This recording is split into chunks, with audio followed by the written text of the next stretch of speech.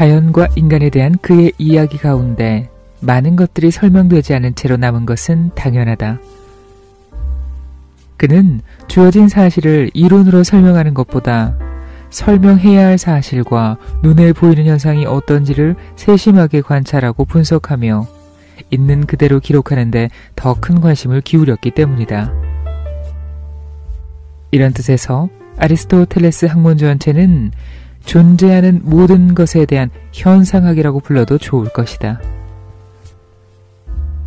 인간적인 것에 관한 철학, 즉 인간의 의식활동에 대한 기술, 습성과 행동의 상관관계에 대한 분석, 수많은 정치체제에 대한 기록은 그 가운데 가장 빛나는 부분이다.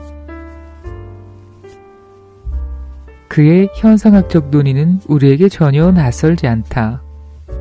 우리는 그의 안내를 따라 우리 안에서 또는 밖에서 일어나는 일들을 실험이나 측정기구 없이도 관찰할 수 있다.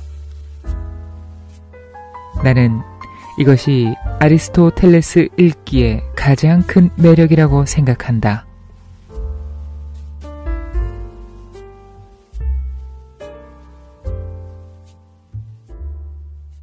구독, 좋아요, 알림으로 응원해주세요. 어서오세요. 여기는 솔박문고, 제가 솔박입니다. 잘 있었어요? 오늘은 그리스의 대철학자 중에서 최근에 인간적인 매력을 제가 느끼고 말았던 아리스토텔레스에 관한 글을 좀 읽어보겠습니다.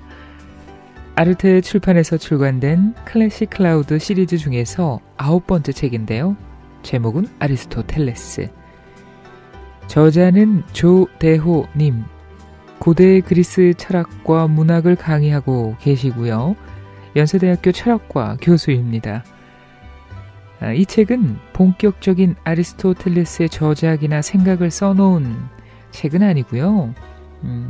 그의 철학으로 입문하기 전에 아리스토텔레스와 그의 환경과 철학의 배경을 전체적으로 한번 훑어주는 형식이라고 보시면 되겠습니다. 저자 조대호 교수가 그리스에 가서 아리스토텔레스의 자취를 쫓아가면서 이야기를 풀어나가고 있습니다. 그래서 더 재미있었던 것 같아요. 읽기 어렵지 않습니다. 제가 매력을 느낀 부분이 어디냐면요. 라파엘로의 그림 아테네 학당에서인데요. 플라톤과 아리스토텔레스가 중앙에 딱 서 있는 유명한 그림이죠. 유명한 그림. 그러고 이제 보통 넘어갔었는데 라파엘로가 아주 잘 표현을 했더구만요. 플라톤의 눈에 보이지 않는 세계를 철학으로 풀어내려 했던 이 사상을 손가락을 하늘을 향해 세우고 있는 모습으로 표현을 했고요.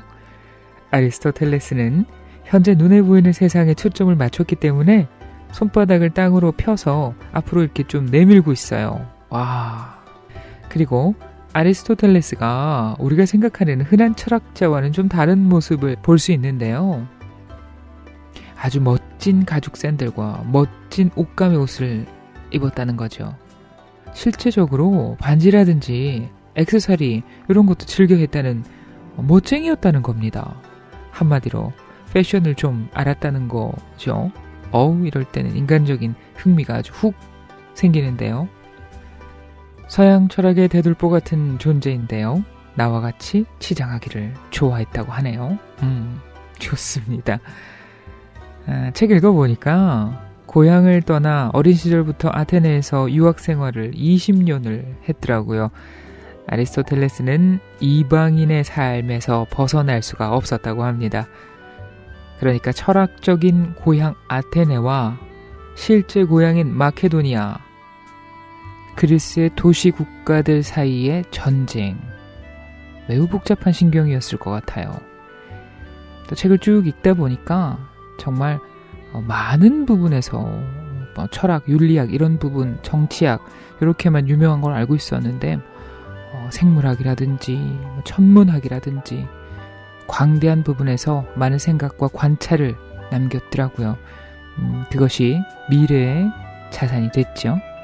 아리스토텔레스에 관해서 더욱 궁금해졌습니다. 책 발췌해서 읽겠습니다.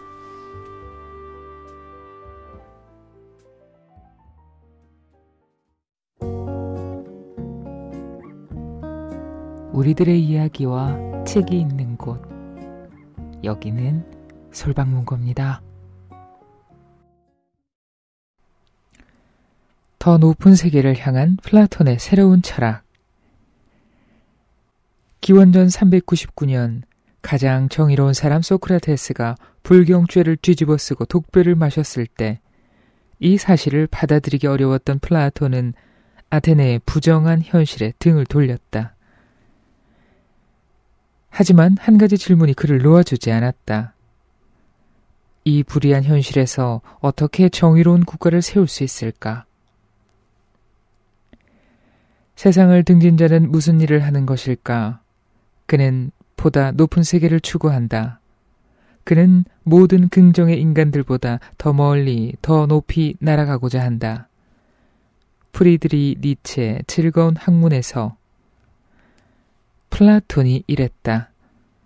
세상을 등진 채 살던 그가 40세에 아카데미아를 세운 것은 더 높은 세계를 추구하기 위함이었다.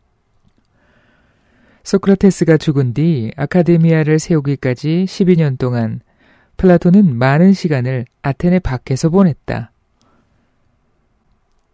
플라톤의 여러 방문지 가운데 특히 남부 이탈리아의 시켈리아 지방은 그의 삶과 철학에 결정적 영향을 미쳤다. 이곳에서 피타고라스 학파를 만난 그가 정의, 용기, 절제 등 절대적인 도덕 가치가 있다는 소크라테스의 가르침을 피타고라스 학파의 수학적 세계관이나 영혼관과 결합시킬 수 있었기 때문이다. 세상을 등진 자 플라톤에게 보이지 않는 수의 세계, 보이지 않는 영혼의 세계는 불확실한 현실에서 기댈 만한 참된 세계, 보다 높은 세계가 되었다.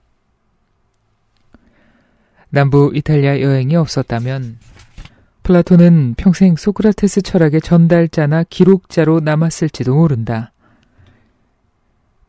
먼 곳으로 떠난 모험적인 여행 덕분에 플라톤은 소크라테스의 철학에 피타고라스 학파의 철학을 접목한 자신의 철학을 탄생시킬 수 있었다. 다시 니체의 표현을 빌리면 이것은 하이브리드 철학이었다. 첫 번째 시켈리아 여행에서 돌아온 플라톤은 새로운 철학을 펼칠 곳을 찾았다. 아고라는 더 이상 철학에 마땅한 장소가 아니었다. 장터에서 남녀노소 구별 없이 온갖 사람들과 교류한 소크라테스와 달리 플라톤에게는 젊은이들을 교육할 새로운 장소가 필요했던 것이다. 아테네 성문을 벗어나 북서쪽으로 2km 정도 떨어진 곳이 그의 마음을 끌었다. 이곳에는 영웅 아카데모스의 이름을 딴 우거진 숲과 신들을 기리는 성소와 제단들이 놓여 있었고 체력 단련장이 있어서 젊은이들을 모으기에 안성맞춤이었다. 플라톤은 처음에는 이 체력 단련장에서 젊은이들을 교육하다가 가까운 곳에 있던 정원을 구입해 무사의 전당을 세우며 아카데미아의 규모를 확장했다. 나중에 아카데미아에는 집 한 채와 여러 부속 건물에 도서관까지 있었다고 한다. 철학을 위한 장소로서 아고라 대신 도성 밖의 외진 곳을 선택했다는 사실은 플라톤 철학의 근본 방향을 이해하는 데 중요한 실마리가 된다. 아고라는 보이는 것을 다루는 장소다. 거기서 사고 파는 물건이 그렇고 거기서 결정하고 처리하는 세상 일이 그렇다. 플라톤의 관심은 그렇게 보이는 것이 아니라 보이지 않는 것, 보다 높은 세계를 향해 있었다.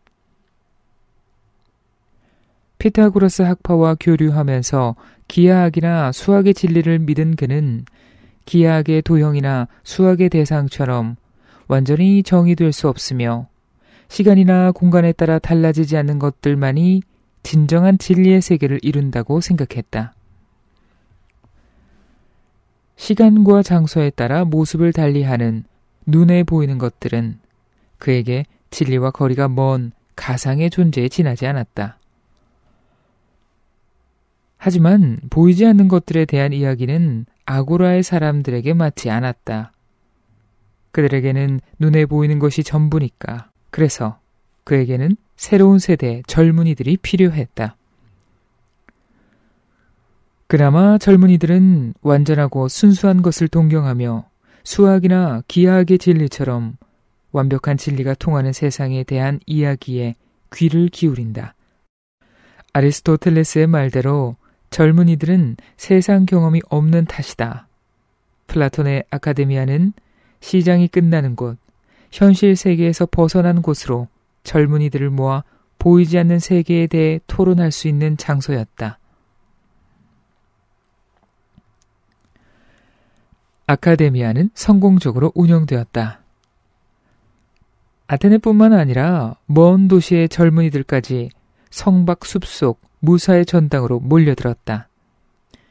펠로폰네소스, 트라키아, 프리기아, 뮤시아는 물론 더 멀리 동쪽으로 흑해 연안의 도시들과 서쪽으로 남부 이탈리아에서도 학생들이 왔다. 그리스 철학자 열전을 쓴 디오게네스 라에루티오스의 기록에 당시 아카데미아 학생들의 명단이 실려 있는데 출신지를 따져보면 아테네 출신 학생들이 오히려 소수다. 여학생 2명의 이름도 명단에 있어 흥미롭다. 만티네이아의 라스테네이아와 프리우스의 악시오테라는 여성인데 이 중 악시오테아는 남장을 하고 아카데미아에 출입했다고 한다. 그런데 독립된 정체가 있는 도시 출신 아카데미아 유학생들에게는 아테네 시민권이 허락되지 않았다. 그들은 거류민, 즉 세금 납부의 의무를 지고 제한된 법적 권리를 행사하는 외지인이었다. 아테네에서 멀리 떨어진 그리스 북부의 작은 도시 출신으로 아카데미아에 머물던 아리스토텔레스도 그런 거류민 가운데 하나였다.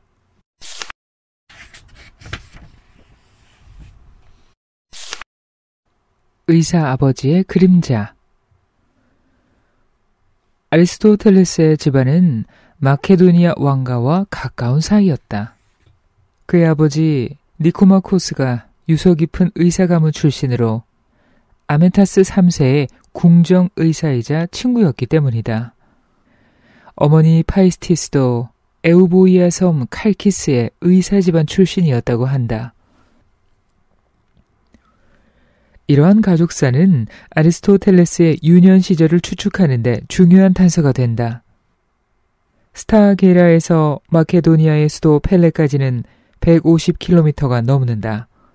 자동차로 달려도 2시간이 넘게 걸리는 이 거리를 오가면서 니코마코스가 아민타스 3세를 돌봤으리라고 생각하기는 어렵다. 그는 펠라의 왕궁에 머물렀을 것이고 아들도 아버지를 따라 그곳에서 많은 시간을 보냈을 것이다. 이렇게 마케도니아 왕가와 맺어진 인연은 평생 아리스토텔레스를 따라다녔다. 스타게이라와 마케도니아를 떠나고 25년이 지난 뒤 아리스토텔레스는 아민타스 3세의 손자 알렉산드로의 가정교사로서 다시 펠라를 찾는다. 오랜만에 다시 찾은 왕국에서 그는 자신의 유년 시절과 아버지의 모습을 어떻게 떠올렸을까? 아리스토텔레스에게는 누나 아림네스테와 동생 아림네스토스가 있었다. 그의 양치는 3남매를 남기고 일찍 세상을 떠났다. 기원전 370년 이전의 일로 추측되는데 그렇다면 아리스토텔레스가 14살도 되기 전이다. 그 뒤 그를 돌본 사람은 소아시아의 도시 아타르네우스 출신인 프로크세노스다. 아타르네우스는 레스보스 섬 건너편에 있는 도시로 지금은 터키 땅이다. 프로크세노스는 니코마코스의 친구로 마케도니아 왕가와 교류했으며 나중에는 아리스토텔레스의 누이와 결혼했다. 자영이 10대 중반의 아리스토텔레스를 돌본 셈이다. 훗날 아리스토텔레스는 자영의 고향인 아타르네우스와 새로운 인연을 맺지만 10대에도 그곳에 머물렀는지는 확실하지 않다. 프로크세노스에 대해서도 잘 알려진 것이 많지 않지만 아리스토텔레스 연구자들은 그가 아리스토텔레스의 교육을 위해 많은 노력을 기울였을 것이라고 추측한다. 후견인의 노력 덕분에 아리스토텔레스가 아테네 아카데미아로 유학을 떠날 수 있었다는 것이다. 프로크세노스가 플라톤이나 아카데미아의 다른 구성원들과 친분이 있었고 이를 통해 어린 아리스토텔레스를 추천한 것 같다. 물론 아리스토텔레스도 그의 은혜를 잊지 않았다. 그는 프로크세노스를 위해 조각상을 세워달라는 유언을 했다. 또 유언장에서 그가 장래의 사위로 지목한 니카노르가 바로 프로크세노스의 아들이다. 아리스토텔레스의 집안 이야기로 돌아가 보자. 앞서 말했듯이 그의 어머니는 칼카스에서 스타게이라로 이주한 사람들의 후손이다. 아리스토텔레스는 칼카스에 남아있던 어머니의 집에서 생애의 마지막 해를 보내기도 했다. 어머니를 위해 테메테르에게 바치는 상을 세워달라는 부탁이 그의 유언장에 담겨 있다. 반면에 그는 아버지에 대한 말을 한마디도 남기지 않았다. 유언장은 물론이고 후대의 전기록 기록에도 그의 아버지에 대한 언급이 전혀 없다. 우리가 아는 것은 아버지 이름이 니코마코스였으며 아리스토텔레스가 14살이 되기 전에 그가 세상을 떠났다는 사실뿐이다. 아리스토텔레스의 아버지가 이처럼 철저히 베일에 가려진 이유는 무엇일까? 아리스토텔레스에게 아버지는 어떤 존재였고 어떤 영향을 미쳤을까? 확인할 수 있는 것은 없다. 기껏해야 아리스토텔레스의 저술 곳곳에 흩어진 의사와 의술에 대한 발언을 통해 아버지의 희미한 그림자를 확인할 수 있을 뿐이다. 아리스토텔레스는 여러 차례 의사의 치료 과정에서 자연현상을 유추했고 정치가나 자연학자 등의 활동을 의사의 활동과 비교해 설명했다. 조금 과장하면 그에게 의사의 치료 과정이나 활동은 자연의 사건과 인간의 활동을 이해하는 지침이 된다. 아버지의 모습이 아리스토텔레스의 학문적 태도에 깊은 흔적을 남긴 것은 아닐까. 물론 아리스토텔레스 이전 철학도 의술에서 많은 것을 배우고 철학적 논의에 의술의 사례를 많이 가져왔다. 예를 들어 플라톤은 국가에서 개인이나 국가 공동체의 정의로운 상태를 신체의 건강에 비유했다. 즉, 건강이 다양한 신체 요소의 조화에서 비롯하듯 개인의 정의는 영혼을 이루는 서로 다른 부분의 조화에, 그리고 국가의 정의는 국가를 구성하는 여러 부류의 사람들의 조화에 놓여 있다고 말한다. 플라톤은 정치가의 조건을 의사의 조건과 비교하기도 한다. 훌륭한 의사가 몸에 대해 잘 알듯이 훌륭한 정치가는 사람들의 마음, 즉 그들의 영혼에 대해 잘 알아야 한다는 것이다. 영혼의 탁월함과 국가의 행복을 전문적인 일로 삼는 훌륭한 입법자는 훌륭한 의사처럼 사람의 본성에 대해 잘 알아야 한다는 아리스토텔레스의 말에도 똑같은 생각이 담겼다. 하지만 근본적인 차이가 하나 있다. 플라톤은 철학적 논의의 중요한 대목마다 의술의 사례를 끌어오면서 정작 의술의 실제 대상, 즉 사람의 몸을 포함한 물질의 세계를 학문적 논의의 영역에서 배제했다. 물질적인 것들은 끊임없이 변하고 사라지기 때문에 최고의 시문학인 철학이 다루기에 충분한 가치를 갖지 못한다는 것이 그 이유였다. 아리스토텔레스는 이런 생각을 결코 받아들이지 않는다. 만일 어떤 사람이 다른 생명체들에 대한 관찰을 무가치한 것으로 여긴다면 그는 자기 자신에 대해서도 똑같은 방식으로 생각해야 마땅하다. 왜냐하면 커다란 혐오감 없이는 인간을 이루는 부분들, 즉 피, 살, 뼈, 혈관을 비롯해 그런 종류의 다른 부분들을 눈에 담을 수 없기 때문이다. 동물 부분론 중에서 아리스토텔레스가 비판하는 어떤 사람이 플라톤일 수도 있다. 플라톤은 아리스토텔레스에게 아버지 같은 존재, 독일에서 박사 논문 지도 교수를 가리키는 독터 파터와 같다. 그는 아버지와 함께한 시간보다 스승과 함께한 시간이 더 길었다. 하지만 아리스토텔레스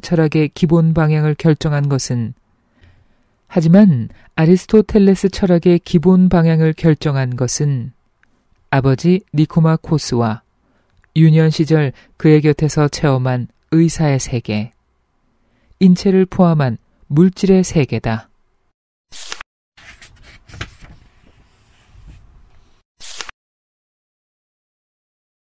아카데미아의 지독한 책벌레. 아리스토텔레스의 아카데미아 유학 동기에 대해 여러 가지 설이 전해진다. 전기작가 디오게네스 라에르티오스의 기록 가운데 아리스토텔레스가 아버지의 유산을 탕진한 뒤 지원한 군대에서 적응하지 못해 약초를 팔러 다니다가 아카데미아에 입학했다는 험담도 실려 있다. 약초를 팔러 다녔다는 말에 일말의 진실이 담겨 있는 것 같다.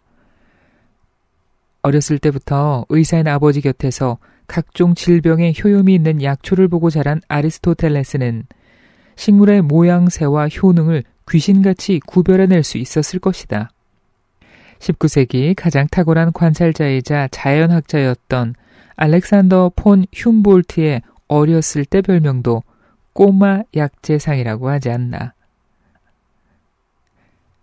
하지만 아리스토텔레스의 아카데미아 입학 동기에 대한 다른 이야기들은 그대로 받아들이기 어렵다. 그를 경쟁자로 여긴 에피크로스가 악의적 소문을 퍼뜨렸고 그의 제자들도 아리스토텔레스를 헐뜯는 기록을 많이 남겼기 때문이다. 아리스토텔레스를 돌봐준 프로크세노스가 플라톤과 친분이 있었기 때문에 그에게 아리스토텔레스를 보냈다고 한다. 정말 두 사람 사이에 친분이 있었는지는 확실치 않지만 교육을 중시한 프로크세노스의 배려와 이미 높은 명성을 누리던 아카데미아에서 공부하려는 아리스토텔레스의 바람이 그를 플라톤 문화로 이끌었다고 추측할 수 있다. 하지만 아리스토텔레스가 유학을 위해 아카데미아를 찾은 기원전 367년, 아테네에 플라톤은 없었다. 그가 두 번째 시켈리아 여행을 떠났기 때문이다.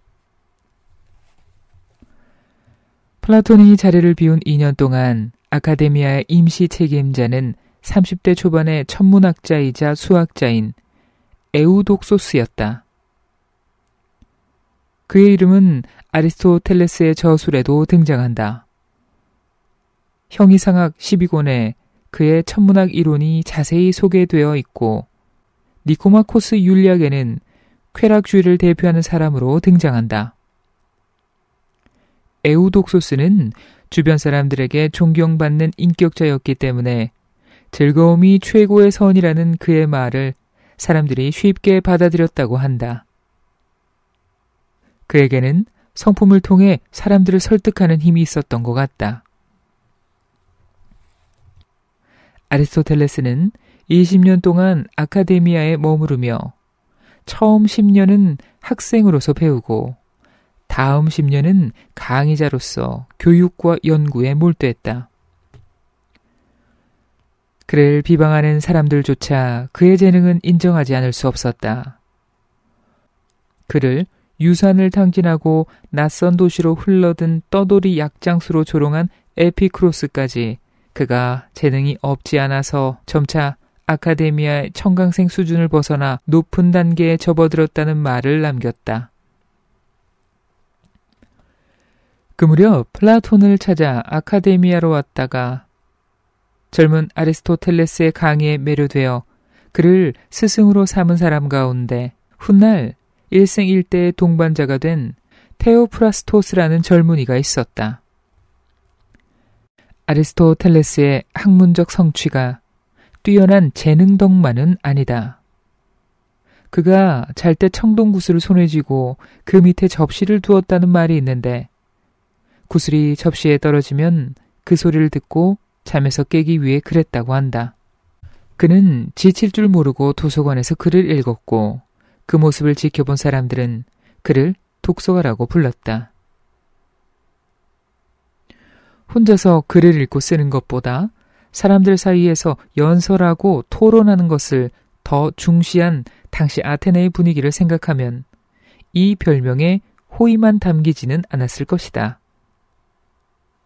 플라톤 역시 그를 죽은 말이라고 폄하했으니 아카데미아에서 독서가는 책벌레처럼 얼마간 비웃음을 담은 표현이 아니었을까.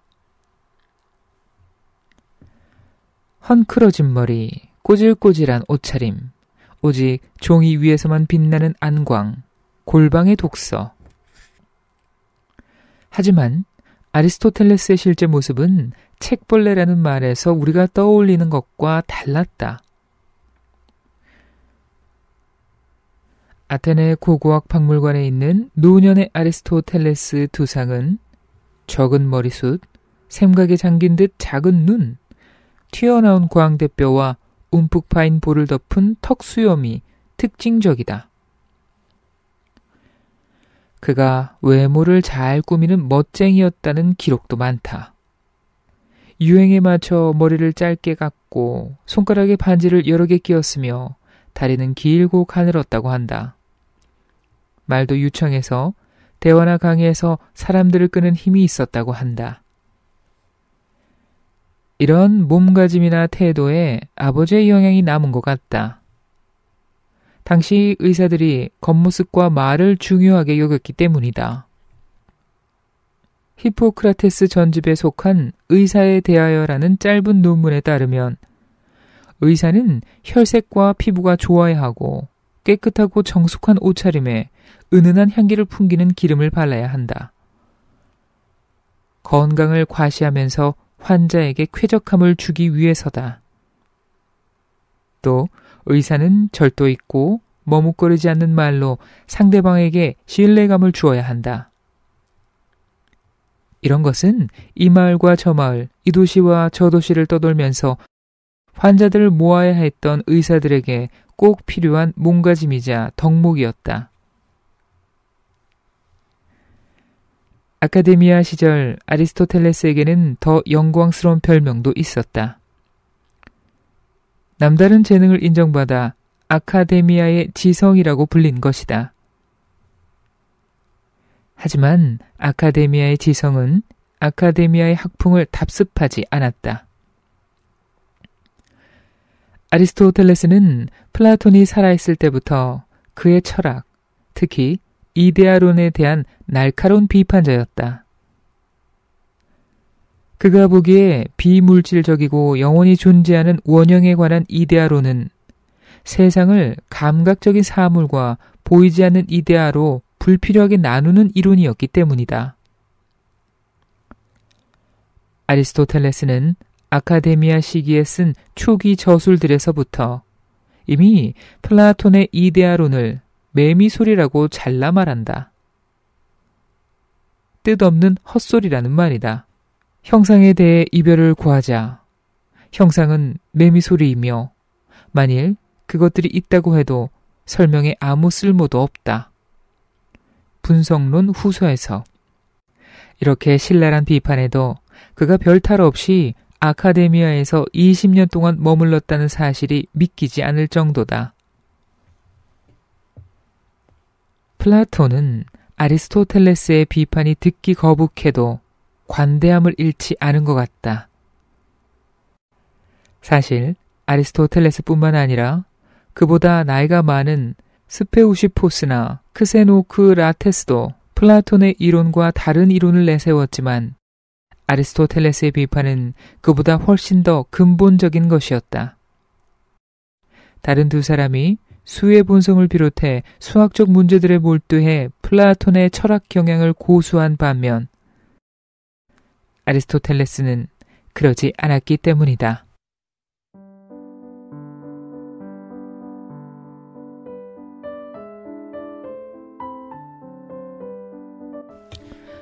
위케리온과 아카데미아의 관계는 오랫동안 여러 가지 추측을 낳았다. 아테네로 귀환한 아리스토텔레스는 아카데미아로 다시 갈 수 없었을까? 그가 옛 학교로 가지 않고 새 학교를 연 이유가 뭘까? 아카데미아와 경쟁하려는 속뜻이 있었을까? 아리스토텔레스가 아테네를 떠나 있던 13년 동안 아카데미아의 주인공도 바뀌었다. 플라톤에 이어 10년 넘게 아카데미아를 이끌던 스페우시포스가 죽고 크세노크라테스가 새로 교장직을 맡았다. 그가 아테네로 돌아왔을 때 아카데미아는 이미 새 교장을 맞이했고 이런 상태에서 그는 새 학교를 연 것이다. 크세노크라테스의 아카데미아와 아리스토텔레스의 위케리온 사이에 불화나 반목이 있었다고 볼 이유는 전혀 없다. 하지만 결과적으로 두 학교의 경쟁은 피할 수 없었을 것이다.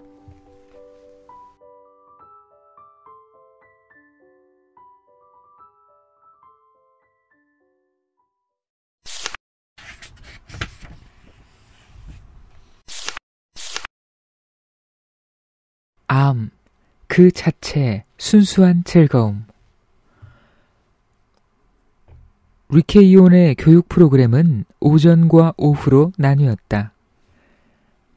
오전에는 위케리온의 정식 구성원들을 위한 전문 강의가 진행되었고 오후에는 일반 청강자들을 위한 교양 강의가 있었다고 한다.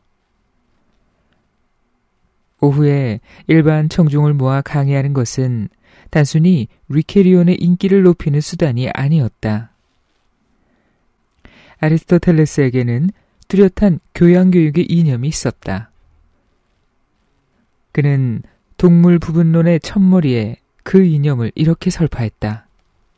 하찮은 것이든 고귀한 것이든 모든 이론적 고찰이나 연구에는 두 가지 상태가 있는 것으로 보인다. 그 가운데 하나는 대상에 대한 학문적 인식이라고 부르고 다른 하나는 일종의 교양이라고 부르는 것이 좋다.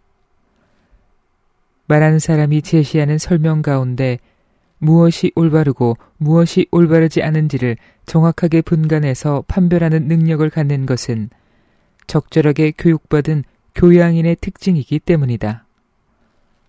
우리는 일반적으로 교육받은 교양인은 그런 특징이 있는 사람이고 교육받았다는 것은 방금 한 말을 행할 수 있는 능력을 갖추는 것이라고 생각한다.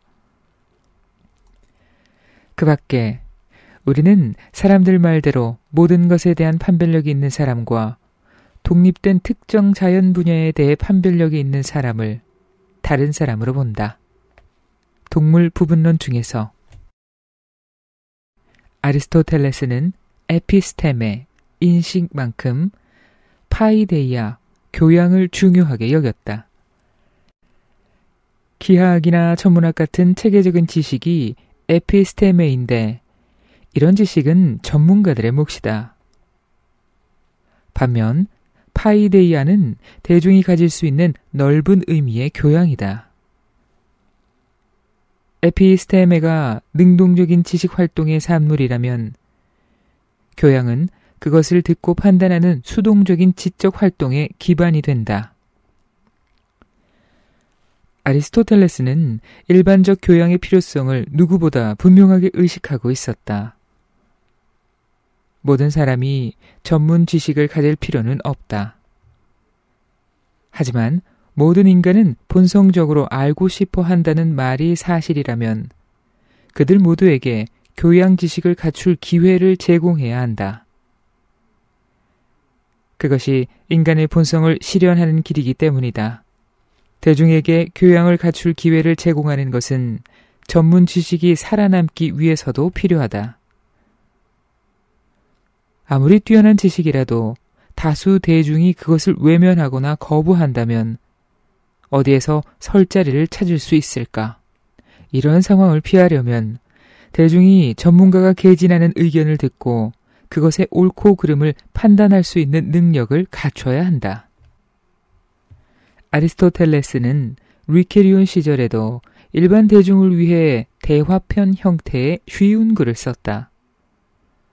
물론 리케리온의 중심은 연구와 직결된 구성원들을 위한 오전 강의였다. 지금까지 전하는 아리스토텔레스의 저술은 모두 이를 위한 강의록이나 메모 등으로 이루어져 있다. 그의 글이 딱딱하고 읽기 어려운 것은 이 때문이다. 다시 말해 그의 저술은 대중이 쉽게 읽도록 쓴 것이 아니다. 그의 강의 목적은 탐구해야 할 사실을 확정하고 그에 대한 설명을 찾아 제시하는 것이었지, 알아듣기 쉬운 말로 독단적인 주장을 펼쳐서 듣는 이에게 성급한 확신을 심어주려는 것이 아니었다.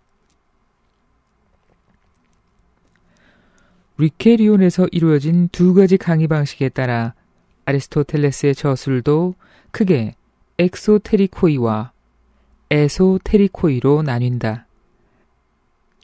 엑소테리코이 또는 엑소테리코이 로고이는 외부인들이 읽을 수 있도록 출판을 위해 쓰인 글이다. 이와 달리 에소테리코이 로고이는 내부 구성원들을 위한 강의록이다. 이것은 출판이 아니라 강의를 위한 글 또는 강의를 놓친 사람들을 위한 글이다. 그러니까 내가 아리스토텔레스를 소개하는 이 글도 일종의 엑소테리코인 셈이다. 플루타르코스의 알렉산드로 전기에 이와 관련된 일화가 하나 있다.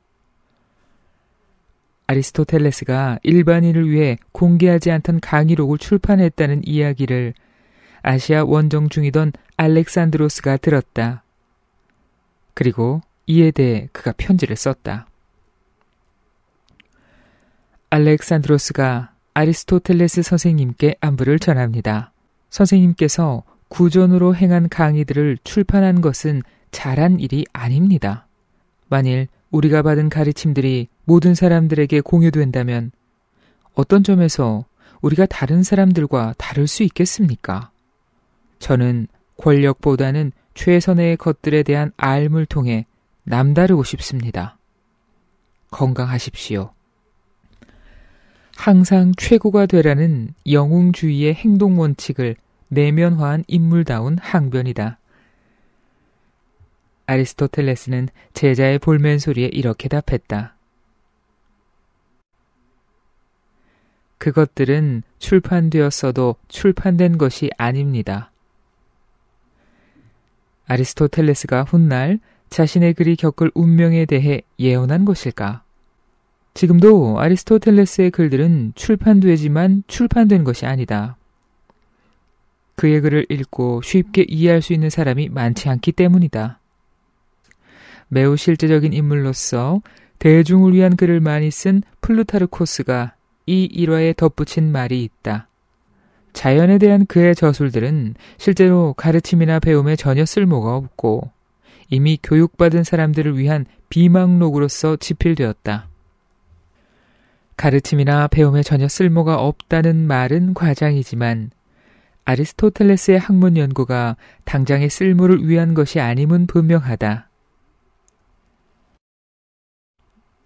아리스토텔레스는 실용을 따지지 않고 사람이 알 수 있는 모든 것을 연구하려고 했다. 물론 알의 목적에 따라 학문을 이론학, 실천학, 제작학으로 분류할 때 뒤에 둘은 행동을 잘하기 위해서나 뭔가를 잘 만들기 위해서 필요하다. 그러니까 아리스토텔레스의 연구 중에도 유용성을 고려한 것이 전혀 없지는 않다. 예컨대 그의 수사학과 시학은 창작과 관련된 알미고 윤리학, 가정학, 정치학은 개인과 가족과 국가 단위의 행동에 필요한 알을 연구한 것이다. 하지만 사람은 필요와 상관없이 그 자체로 알을 얻는 데서 즐거움을 느낀다. 인간의 본성이 그렇다. 아리스토텔레스가 연구한 이론학은 이런 인간 본성의 표현이다. 특히 그의 이론학에서는 자연에 대한 연구가 압도적인 비중을 차지한다. 그는 자연세계, 천체, 생명, 인간을 연구 대상으로 삼았고 천문학, 기상학, 물리학, 화학, 생물학, 심리학 등을 학문으로 정립했으며 이 모든 학문을 위한 수단으로서 논리학의 기초를 놓았다. 그의 연구에서 진지한 고려 대상이 되지 않는 것은 아카데미아에서 중시한 기하학이나 수학뿐이다. 그에게 자연에 대한 알은 어떤 목적을 위한 것이 아니라 진리 인식 자체를 목적으로 하는 순수한 학문이었다.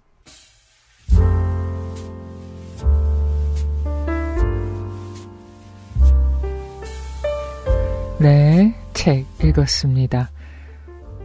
아리스토텔레스에 대한 루머가 참 많았네요. 그의 재능이 그만큼 뛰어났다는 얘기겠죠. 질투가 났던 사람들이 왜 없었겠어요. 거기다가 아테네 사람도 아닌데 그 당시 아테네의 대철학자였던 플라톤의 사랑을 독차지했다니까. 아니 거기다가 스승의 사상에 대고 매미소리라고까지 했다는데 좀 더 생각해보면 이 플라톤이라는 사람이 더 대단하지 않나 이런 생각도 듭니다. 플라톤에 관한 책도 좀 읽고 싶어지네요. 아리스토텔레스 하면은 니코마코스 윤리학, 정치학 요거죠. 드디어 6번째 단락부터는 나옵니다. 전체적인 틀을 읽어볼 수 있는 단락이에요. 조금 전에 읽었던 내용에서도 나오지만 그의 저서들은 지금 남아있는 대부분의 저서들 전문가들을 위한 글이라고 하잖아요. 그러니까 에소테리코이 로고이인데요. 그래서 그런지 읽어나가기가 이해해 나가기가 매우 어렵습니다. 저도 2권의 책을 놓고 번갈아 가면서 본격 저서에 입문하려고 노력을 했었습니다. 어려워요. 쉬운 말로 해석해주는 글도 2번씩 돌려 읽어야 할 때가 많았고요. 또 한 줄 읽다가 멍하니 이게 뭔 말이지? 할 때도 많았습니다.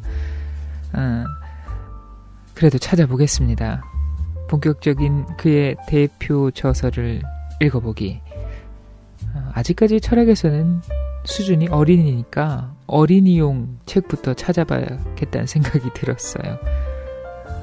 일단 오늘 에게해 여행은 여기까지입니다. 평생 이방인 경계인의 삶을 살았던 멋쟁이 아리스토텔레스. 쉽지 않은 관계 속에서도 잃지 않았던 것은 아마 알매에 대한 갈구가 아니었나 이런 생각도 듭니다. 그것에 재능이 덧붙여져서 후세에 많은 것을 남겼네요. 정말 진짜 멋지다 이런 얘기밖에 없는데 제가 네이버에 치장이란 단어를 검색했습니다. 뜻이 이래요. 잘 매만져져 곱게 꾸밈. 생각보다 해석이 예쁘죠? 부정적인 말이 나올 줄 알았는데 우리는 주로 치장이라는 단어를 부정적인 뜻의 의미로 많이 쓰지 않습니까? 아리스토텔레스의 치장은 외면뿐만 아니라 인생을 잘 치장해서 사상으로 승화시켰다. 이렇게 정리하고 싶습니다. 오늘은 치장의 달인을 만났습니다.